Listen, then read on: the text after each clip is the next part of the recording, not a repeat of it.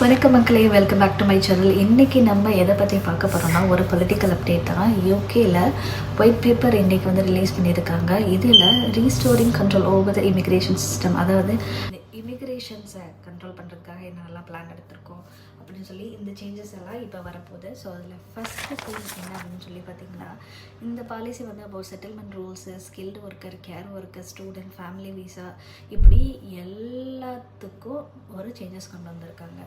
So இதில் settlement rules அப்படின்னு சொல்லி எடுத்துக்கிட்டோம் அப்படின்னா, இதுக்கு முன்னாடி இங்கே செட்டில்மெண்ட் எடுக்கணும் அப்படின்னா 5 இயர்ஸ் இருந்தாலே போதும். 5 வருஷத்துக்கு நீங்கள் ஒரு இடத்துல ஸ்கில்டு ஒர்க்கர் விசா பார்த்துனாலே போதும். ஆனால் இப்போது அது முடியாது. 5 வருஷத்துலேருந்து 10 வருஷமாக அதை மாற்றிட்டாங்க.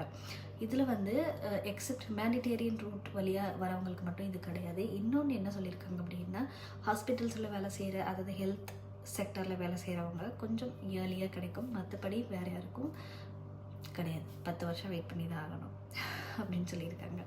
ஸோ இதுதான் இந்த நியூ ரூல்ஸ். இது மட்டும் இல்லை, நிறைய விஷயத்தை பற்றி சொல்லியிருக்காங்க. பட் நான் இதை உங்கள்கிட்ட எடுத்துகிட்டு வருவோம்னு நினச்சேன். ஸோ இந்த விஷயத்தை பற்றி நீங்கள் என்ன நினைக்கிறீங்கன்னு மறக்காமல் கமெண்ட் பண்ணுங்கள். தேங்க்யூ.